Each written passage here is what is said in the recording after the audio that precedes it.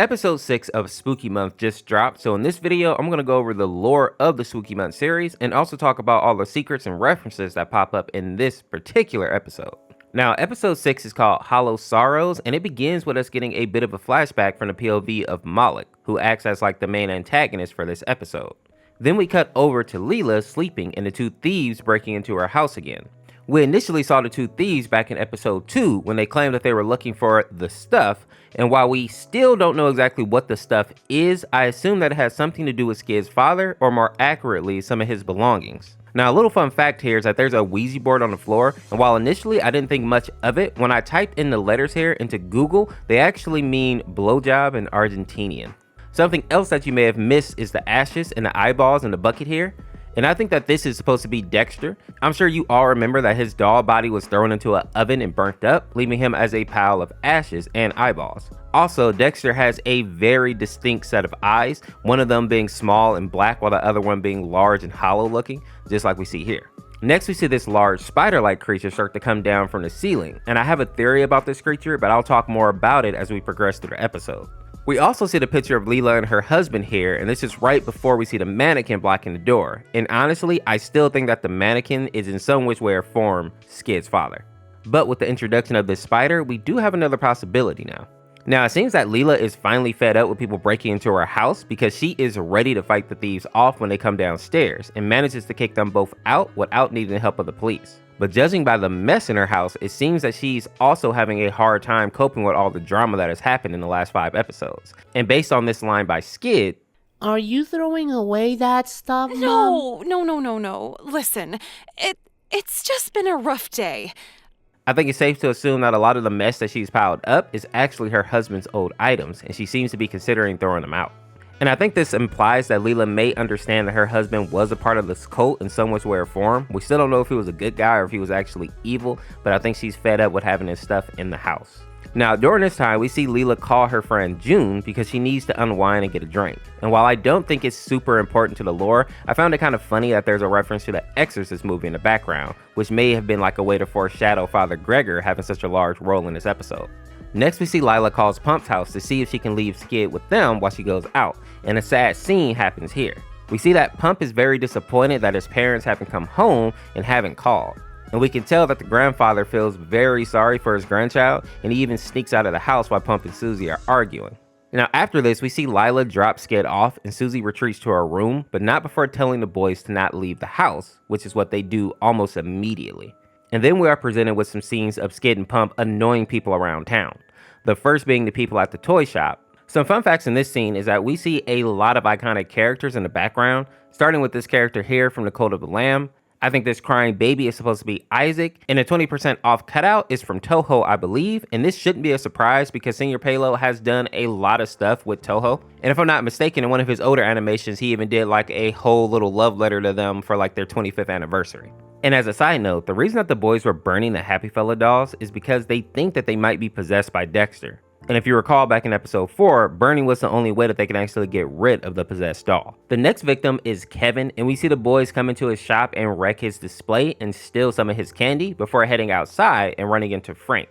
But as usual, he doesn't actually do anything to the boys. After this, they decide to go trick-or-treating, and this is where we see a character called Ignacio. And while he seems like a throwaway character on the surface, I still believe that he is deeply connected to the cult. Specifically, I think that he's the cultist that broke into John's house and burned it down, also burning himself in the process, which is why he has bandages all over his body. I also think that he is the arsonist because Ignacio means fiery one in Spanish, and you can't get more fiery than this. And if you look close and freeze some of the frames, we can even see what looks like the cult's amulet hanging around his neck. Next, we see Roy and his gang pop up, and Roy is just as angry as ever, but his friends make a comment before being cut off by Skid and Pump. "We're here with you, Roy." Yeah, that's why we go out. It sounds like Roy probably has a bad home life, and his friends are getting him out of the house so that he can be free from it, if only for a little while. And based on what we learned in the other episodes, we know that his uncle had connections with the cult and possibly even his parents as well.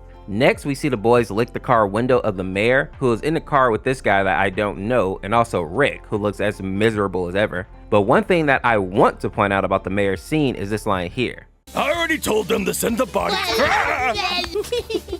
As you heard, he's talking about sending a body somewhere, and I assume that the body is referring to Bob, who appeared in episode 1 and 5. And I wouldn't be surprised if the mayor was planning to kind of like resurrect Bob, because we know that the amulet and the cult in general has some weird powers when it comes to actual death and making people real life tanks, basically. And the reason that I believe that the mayor is a part of the cult is because when you look at the outside of his office, you actually see the symbol of the amulet on it, and then it just seems like he doesn't really care about all the crimes that are going on in the city. Mayor, something is going on in the town. There's a cult going around and— Blah, blah, blah, blah. I don't care about your imaginary cult, John. He literally only has 2 cops on the case right now, and we know for a fact that there are at least 4 cops in the city. And let's be real, in a town where there isn't a whole lot else going on, you would think you would put your full force on a case with a bunch of murders. Next, we see the boys messing around in the morgue until Patty kicks them out, and this is where Malik actually enters the scene, but we'll talk more about him later. In the next scene, we are finally introduced to Father Gregor, and for some reason a lot of people are saying that he is based on the Father Gregor from Half-Life, but I don't think that's actually true. It's been a long time since I messed around with Half-Life, but I remember that guy being a little bit crazy, and this Father Gregor actually seems pretty well grounded and a pretty decent guy.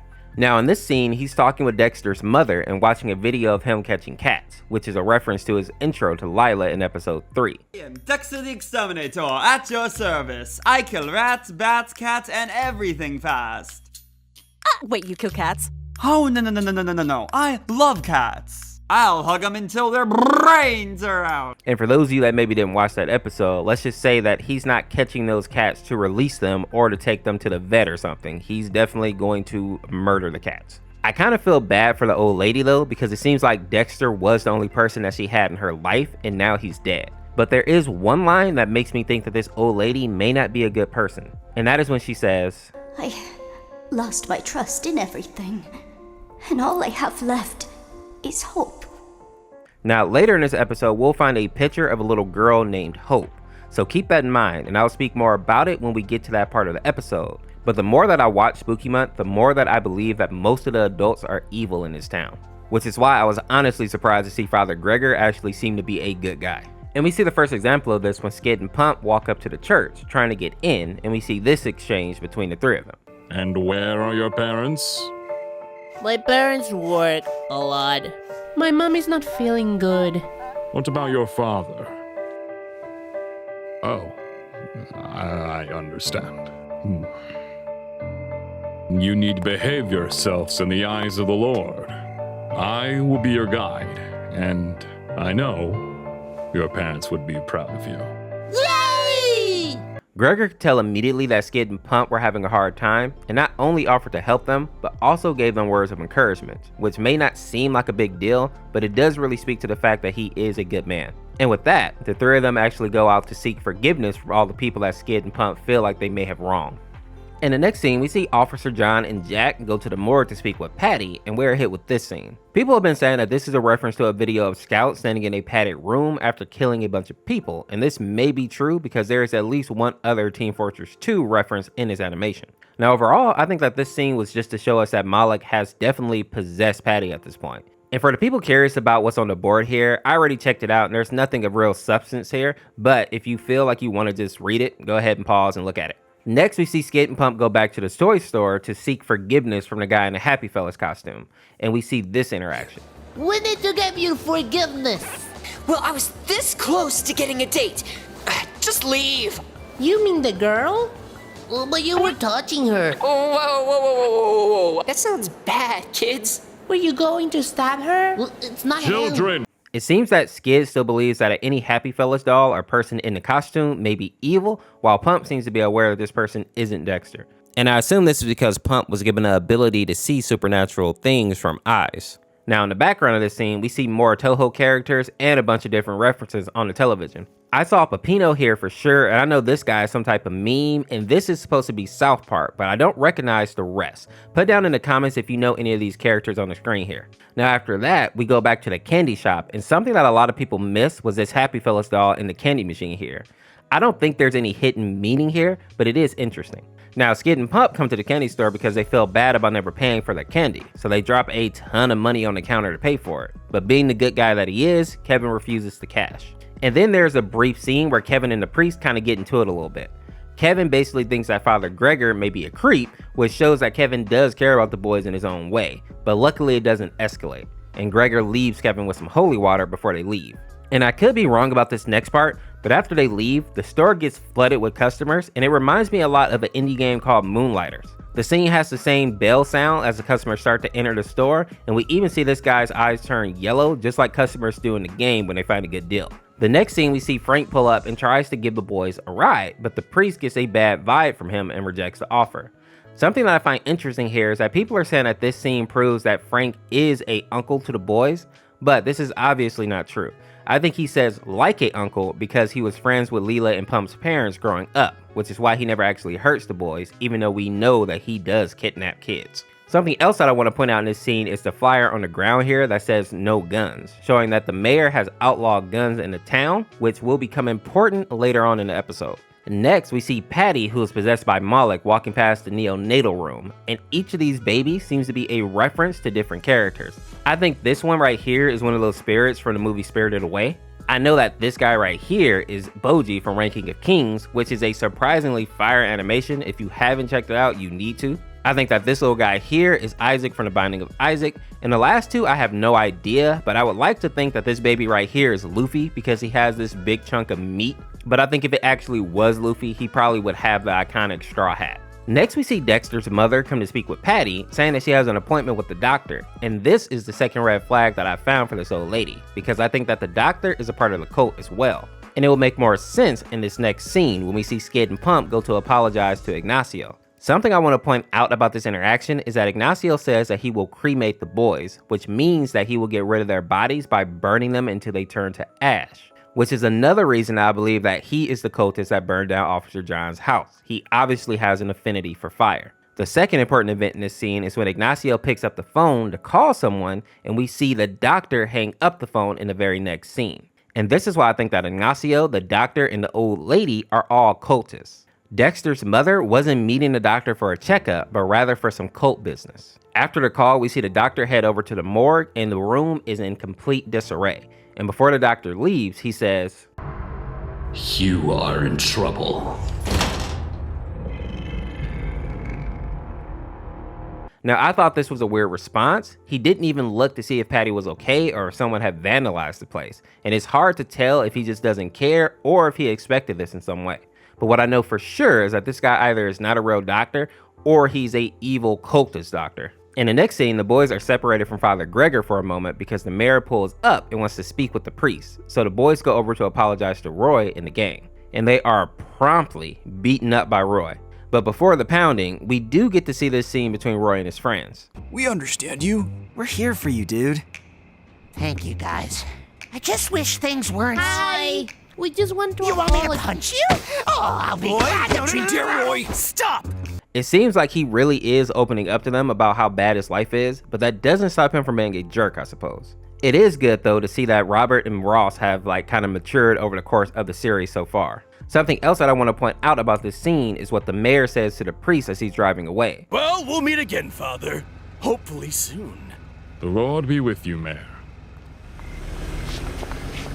I think that last line was foreshadowing that something bad is going to happen to the priest. I say this because I feel like the mayor is a big wig in the cult, and Father Gregor is one of the few good adults in this series. So it would make sense that the mayor would want to get rid of him if possible, especially because Father Gregor is also a priest and seems to have the ability to get rid of demons and evil spirits, as we'll see later in the animation.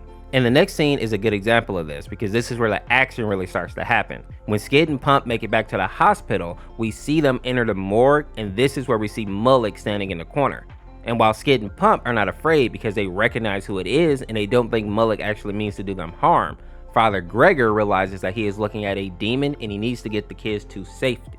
Also showing again that he is a good man because I can think of a lot of adults who would have ran and left these kids behind at the sight of a demon. Now, as the trio are leaving the building, we see this billboard in the background here, and the first thing that I noticed was the doctor from Team Fortress 2 and then the QR code. When I put it into my phone, I got this image here. We got this file of Dexter, which I don't think has much importance here, but then we see this image of a priest that says, where is he? At first I thought that this was Father Gregor, but this guy is too old and actually looks more like Pump's grandfather, funny enough, but that's just a theory for now. Next, we see this symbol here, which I thought was the amulet at first, but it has 8 pieces coming out of it, while the amulet only has 2. This picture actually reminds me of a spider, which is what we saw at the beginning of the episode, and will be referenced again in the true ending, but we'll speak more about that when we get there. Next, we have this symbol list, but as of right now, I can't really crack it. We also see images of some of the people who have already died in the series, like Roy's uncle and Bob.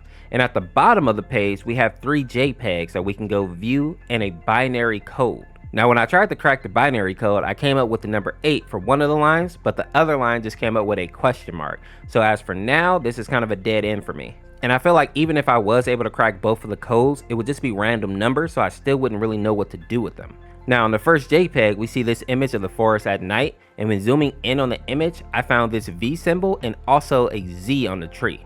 On the ground amongst the trash, I found this bottle cap with the number 1 on it, and on the other side of the image, I found another symbol and then this hook with either 2 eyes on it or a 2 in Roman numerals. In the second JPEG, we see this image of 2 cops and Patty walking into the morgue after it's been destroyed by Moloch, but we'll come back to this scene after we get to that point in the actual animation. The last JPEG is a series of images of Officer John and his family, and it seems that he had a daughter that was named Hope. And this takes me back to the line from Dexter's mother from the beginning of the episode when she says, I still remember hugging him when it was cold. I lost my trust in everything, and all I have left is hope. And that's why I don't think that Hope is dead. I think that she's been kidnapped and has been held by the cult. I also think that this picture here shows John as a kid with his parents. This one right here is John as a young man. And this picture right here is John kind of that we know now, right? Cop John when he still had his daughter. And I think that the person responsible for actually taking her was Ignacio, which is why we see these pictures in this scene of the animation. We even see the gun and the matches in the background there. Now, in my mind, this shows that the cult follows the lives of people for a long time before striking out at them, or maybe they tried to get John when he was a kid, but were unsuccessful. So in order to make up for that, they took his daughter instead. I also noticed that we see these little sun symbols next to all the clues, but I haven't figured out what they actually symbolize yet. Now, back in the animation, we see Father Gregor take the boys to the cops so that they won't be harmed, and then we get this cute interaction here. Kids, why are you following the father? We want to get inside the church and make our parents proud of us. We want to be better for them. Kids, I don't think you need to pretend to be better. I'm pretty sure your family's really proud of you and are willing to do anything for you. Don't be sad over it. Your parents love you, kids. They love you no matter what. Now, back in the hospital, we see Father Gregor go into the morgue to confront Moloch, but of course, Skid and Pump show up as well. And then we get a scene straight out of the Exorcism, with Father Gregor trying to get Moloch's name so that he can exorcise him, and Moloch doing typical demon stuff. And I have to highlight this part of the scene here. The power of the Lord compels you! The power of the Lord compels you! The power of the Lord compels you! The power of the Lord compels you! I know that Skid and Pump singing along was supposed to be funny, but they low-key made it even creepier. Next, we see Moloch try to use the bodies of Dexter and his mother to prey on the priest's good heart, but luckily it doesn't work. Something that I found odd was this statement from Patty when Moloch tells the father to give him the children. Silence, you lying beast! Give him the children. How dare you let the demon go through your head? But he's our friend. Yeah, we were playing with him. Silence! I can't tell if Patty is actually evil or if she just doesn't care anymore. But I did think it was kind of strange that she was willing to give up on the children so casually. While I don't actually think that she's a part of the cult, I am going to kind of put her on the watch list a little bit. Now, this whole scene comes to a head at this moment here. Stop! Do not hurt Moloch! I thought we were playing. How do you know his name?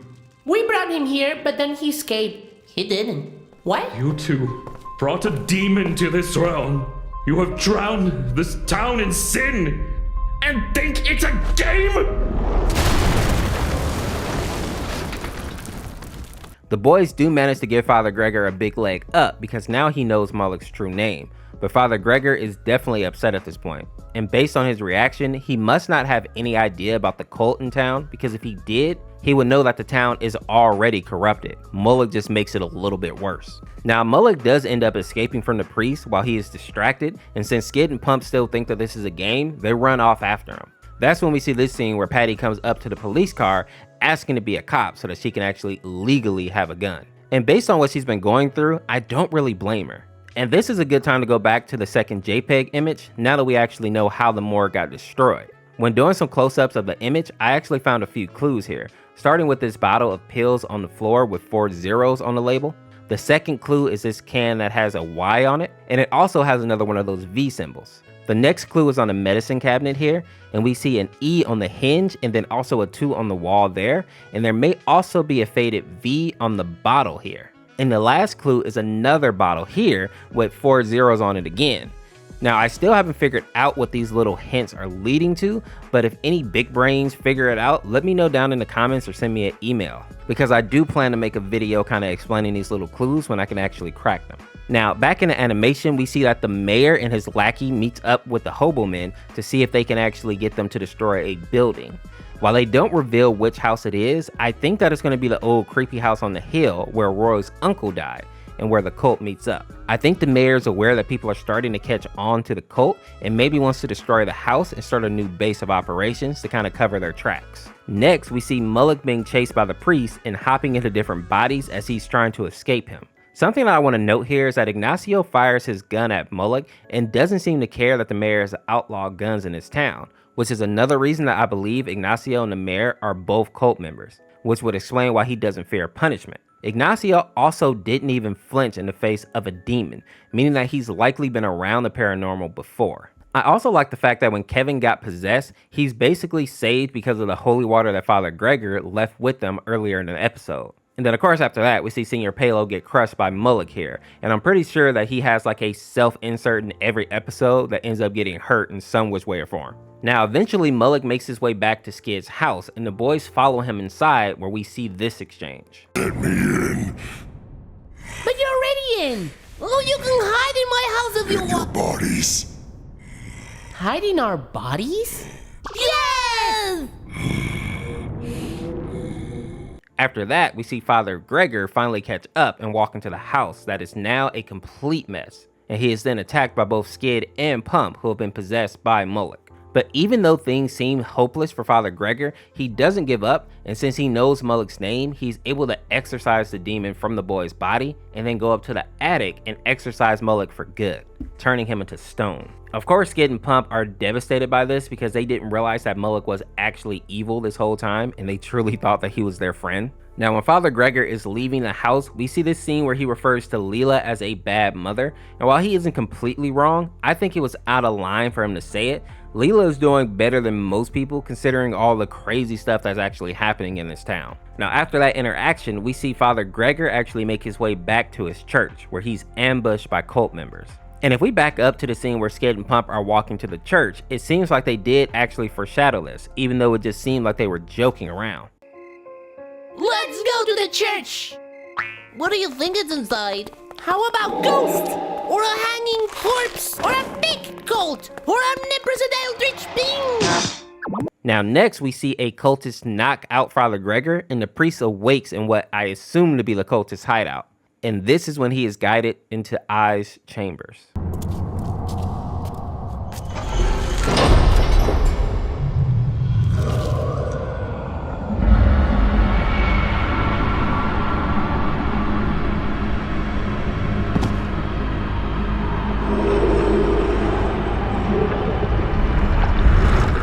Now, we don't know if Father Gregor actually survives this encounter or not, but I hope he did because his character really grew on me, but I'm not super optimistic because we know that eyes will kill people. Now, in the next scene, we see that Pump has made it back home and has a small interaction with his sister before his grandfather comes back home with a gift. Now, I have two theories here. One is that his grandfather is just an old man that really cares about his grandchildren and is trying to do something to bring them a little bit of happiness. The second theory is that the grandfather is also a part of the cult. It is a little bit fishy that he's been gone this whole episode, and when he does come back, it is with a eldritch god doll. I don't really think that he's a bad guy, but you never really know with this series. And with the timeline, it would make sense that maybe he was out there doing some cult business while all this other nonsense was going on. Also, the receipt in his back pocket has the number 1459 on it. I couldn't really find any meaning for this number except for them being angel numbers, and the number is supposed to bring like inner peace, but I'll keep digging into it because I think that there's probably something else associated with these numbers. Now this next scene is kind of heartbreaking between Leela and Skid. You can tell that all this is really taking a toll on Leela, and I actually feel kind of bad for the both of them. Mom, I don't want you sad. And I don't want to be a problem for you. I am sorry. I just want to be better. I don't want to annoy you.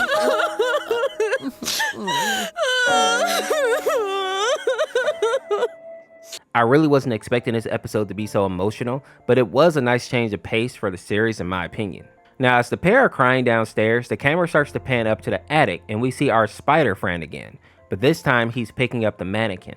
And I'm not sure if the spider is doing this because it can feel the spirit of Skid's father in the mannequin, or simply because it thought that the mannequin was human and was looking for a snack. Hopefully that isn't the case though, because that will mean that Lila and Skid might be in huge trouble in the next episode. Because when you think about it, there's nothing to eat in this attic, and both of the thieves actually escaped the spider before it could do anything to them. And the thing was drooling, meaning that maybe it is up there starving. But again, hopefully that isn't the case. Now another theory that I have that may be a bit of a stretch is that this spider is actually Skid's father. Because when you think about it, in the previous episodes we learned that some of these cult members can transfer their spirit into other beings. And we assume that it's the mannequin, but it could be something like a spider, right?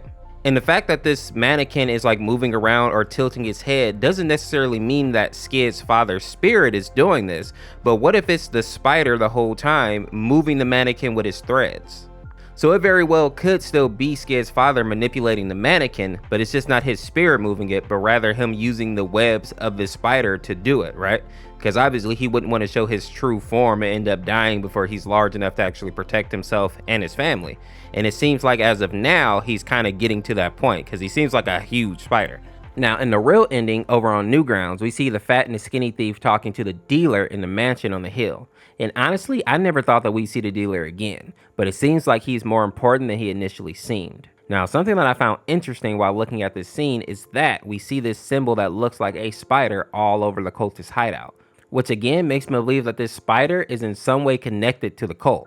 And the way that the cultists react, or rather their lack of reaction when the thieves tell them about it, makes me think that maybe they are the people who actually brought the spider into existence or summoned it in some way, because they are not surprised at all. I also thought that it was odd that there seems to be a picture of Skid's father in the background here. Now I could be wrong with that one, but it sure does look like the picture that we saw in the attic. And the fact that his head is not showing makes me think that this is him.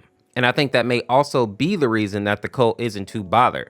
We all know that Skid's father was a bigwig in this cult, so maybe now they understand that the spider is their old leader. So maybe for now they're just thinking of leaving him alone, or maybe they're going to go retrieve him in the next episode. But either way, I think it's an interesting theory, and I'm interested to see if we get to learn a bit more about Skid's father in the next episode.